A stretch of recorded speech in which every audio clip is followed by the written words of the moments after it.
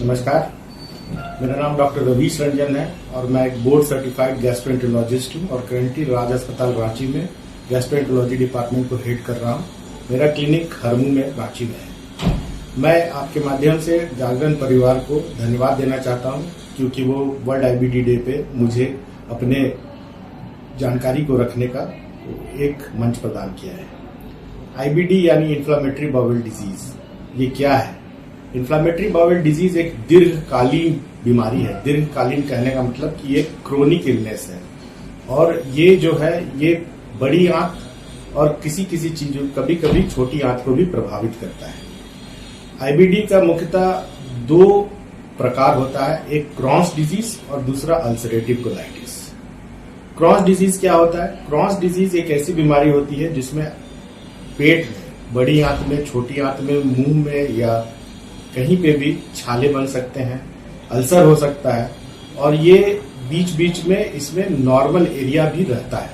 इसको skip lesions बोला जाता है। ये क्रॉन्स डिजीज होता है और इसका एक दूसरा वेराइटी होता है जिसको हम लोग अल्सरेटिव कोलाइटिस कहते हैं, जो कि मुख्यतः बड़ी आंत में होता है। ये छोटी आंत में यूजुअली नहीं होता और इसमें लगातार छाले बनते हैं और ये आंत के सबसे अंदरूनी लेयर को अफेक्ट करता है, जबकि क्रॉन्स डिजीज में पूरा आंत का पूरा जो लेयर है वो अफेक्ट हो सकता है।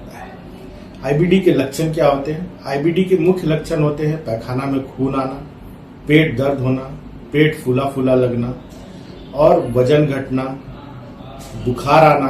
कभी कभी ये कब्जियत के साथ भी प्रेजेंट करता है। अगर आपको कभी भी इस तरह की समस्या हो रही है, पैखाना में बार बार खून आ रहा है, आप पाइल्स का ऑपरेशन भी करा चुके हैं फिर भी पैखाने में खून आ रहा है, तो आप अपना एक बार जरूर इलाज एक क्वालिफाइड गैस्ट्रोएंटरोलॉजिस्ट से कराएं और एक कोलोनोस्कोपी, एंडोस्कोपी ये जांच जरूर करवाएं क्योंकि इसी के माध्यम से आप बीमारी पकड़ सकते हैं। आईबीडी में जो है ये इम्पोर्टेंट इसलिए है क्योंकि आजकल जो दवाएं हैं वो काफी कारगर है आईबीडी को कंट्रोल करने में।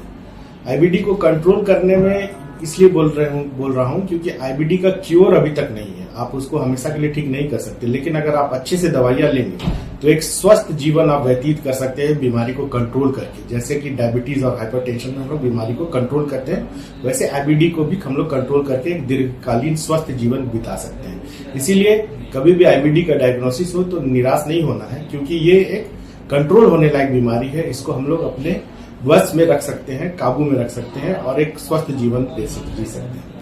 इसमें जो इलाज का मुख्य जो आधार है ये है इम्यूनोथेरेपी, क्योंकि आईबीडी जो है एक ऑटो इम्यून डिजीज है। ऑटो इम्यून कहने का मतलब ये होता है कि ये बीमारी जो है इसमें अपना जो सुरक्षा प्रणाली है जिसको इम्यूनिटी बोलते हैं वो अपने ही आंत के खिलाफ काम करने लगता है, जिसके वजह से आंत में जगह जगह छाला पड़ जाता है और सूजन हो जाता है, जिसके वजह से पैखाना में खून आने लगता है। अब इस ऑटो इम्यूनिटी को ठीक करने के लिए आजकल दवाइयां जो इम्यूनोमॉड्यूलेटर्स है वो काफी इफेक्टिव है, काफी अच्छा काम करती हैं और इससे मरीजों का जीवन काफी सुधार हो जाता है। दूसरा जो इसमें उपाय है, कभी कभी इसमें जो है ब्लड की कमी हो जाती है तो उसके लिए हम लोगों को ब्लड भी चढ़ाना पड़ सकता है या फिर आयरन सप्लीमेंट लेना पड़ता है, क्योंकि बार बार खून बहने से शरीर में आयरन की मात्रा भी कम हो जाती है।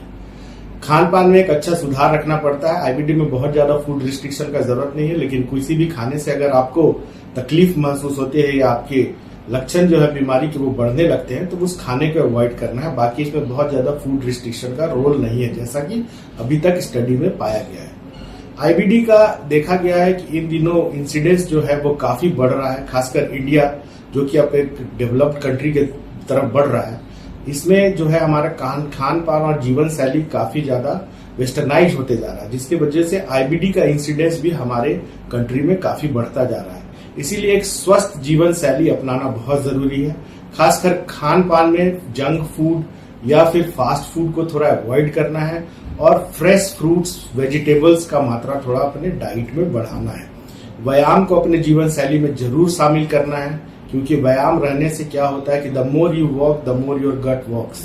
कहने का मतलब है कि आप जितना चलते हैं आपका पेट भी उतना चलता है, जिसकी वजह से आपके पेट में कोई भी चीज जो है वो रहता नहीं और वो हमेशा क्लियर रहता है, जिसकी वजह से बीमारियां होने की संभावना कम होती है। इसीलिए इस वर्ल्ड आईबीडी में हम लोग को आईबीडी के बारे में सोचना है। अगर इस तरह का कोई भी लक्षण आप में हो रहा है तो आपको तुरंत एक क्वालिफाइड गैस्ट्रोएंटरोलॉजिस्ट से मिलना है और अपना एक समुचित इलाज कराना है ताकि आप एक स्वस्थ जीवन बिता सके।